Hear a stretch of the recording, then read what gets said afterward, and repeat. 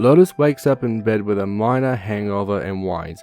She sits up slowly, rubs her temples before blurry observing her surroundings.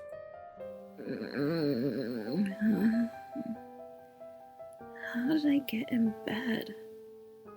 Wasn't I in the living room a moment ago? She looked outside to see that Celestia was already setting the sun and Luna was raising the moon. This slightly snapped her awake. Wait, why is it this late already? Where did my day go? Finally awake, are we? Lotus snapped her attention, much to the displeasure of a headache, to the familiar male voice that addressed her. It was Sapphirus, sitting in his green spot by the window. He was looking up from a book with a slightly displeased face. With a small sigh, he closed his book, got up, and walked to her. Lotus was happy most of the floor was carpet. Sound of his hooves on wood would have been like loud drumming in her ears in her current state. Finally getting to her side, Sapphirus pulled up his flank on the floor and stared at his beloved.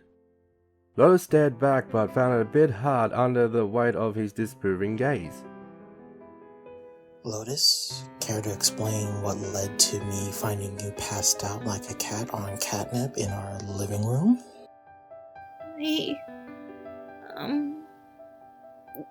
Well, I just wanted to unwind after work and thought one glass and a good book would be fine. And I guess I went too far. Earlier that day, Lotus had finished her work in her study.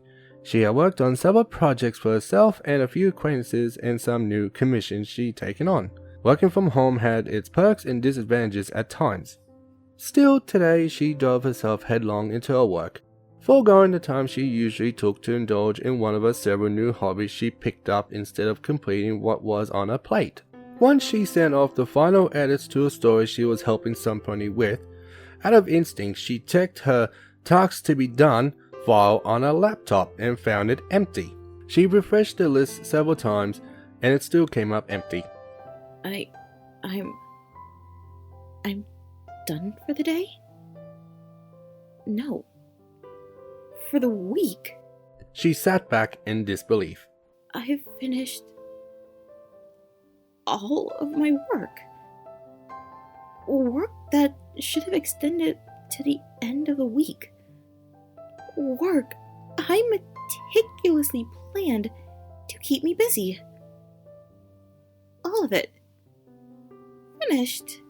She glanced at the clock. It was just turning 1:30 p.m. The initial shock wore off and was replaced with hypergeniness. Prancing like a happy school filly from her task, she hummed a happy tune while heading to the living room. She went searching on the bookshelf and picked out her newest book. The Siren's Serenade. Been a good while since I picked this one up. Satisfied with her selection, Lotus would take a seat when she had an idea. She had always read the cliché scenes where a man would be in the bath or bed with a glass of wine and a good book to entertain them. And it was a situation she now found herself in. Not wanting to let it slip her by, she sat her book down and went to the kitchen. After a bit of searching, she found a bottle of Blue Brilliance champagne she had imported from France. She had enjoyed it there with her family and now gets it for special occasions. What was more special than this? Grabbing a glass and a magic, she carried that and the bottle to her reading chair. She popped the cork off the bottle and the sweet scent of the champagne wafted into her nose. It was subtle but intoxicating. She poured herself a glass, popped the cork back in, and set the bottle on the table. Flipping open the book to where she last left off, Lotus would take a sip of champagne every 3-5 pages, enjoying the slight sound of each page turning in the silence. After some time, Lotus went to take another sip but realized her glass was empty. I know I shouldn't. Mostly because I'm already feeling the effects of the champagne. It doesn't normally happen this fast, but She sighed but ultimately shrugged and decided another wouldn't hurt. So she poured herself another glass and continued to read. By the time Sapphirus arrived home, Lotus was no longer in the reading chair. She had somehow redecorated the living room and reorganized the kitchen. Pots and pans were stacked on the floor like a pyramid. Cooking utensils were tied together and hung about. The dining table had hoof scuffs on it like it was danced on. The couch had its cushions taken off it and become a mattress for the makeshift bed Lotus made using all the books off the shelf, etc. And there he found Lotus sprawled out on her back and clutching the now empty champagne bottle like a teddy bear. She also had a big goofy grin on her face. He managed to get the bottle out of her hooves and, knowing exactly what it was, let out a heavy sigh. This bottle was sitting in her stash cabinet for at least 3 months before she put it in the fridge. By now, it should have become more powerful than the day she first got it. He put the bottle down and proceeded to get Lotus onto his back, this not being his first time having to do it. Once she was on, he carried her up to their room and put her to bed. After, he made his way downstairs to undo the mild chaos she created in their home. Lotus looks down and pokes her hooves together in slight shame as she's still under the weight of Sapphi's disapproving glare. Babe, what did we talk about when it comes to you and wine or champagne? Sapphi, that...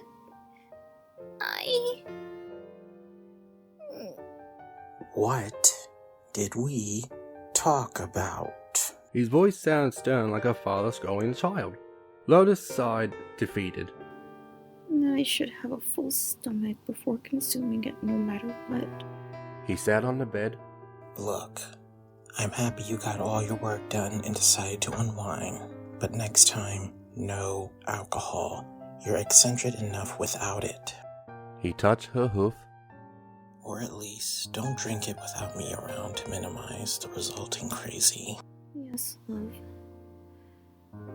Can I have some water? Of course, anticipated that from the start. Just drink it slowly and please get some rest. He smiled, pouring her a glass of water. Once Lotus drank some water and laid back down, Sapphirus let her to get some rest. He then went to get a ladder and cleaning supplies so he could clean the childish scribblings Lotus had also made on the living room ceiling in her drunken haze. Lotus, you adorable goof. What will I ever do with you? He thought to himself.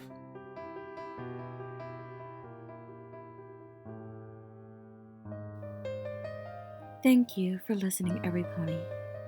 Feel free to subscribe and turn on the notification bell to know when I post more content like this.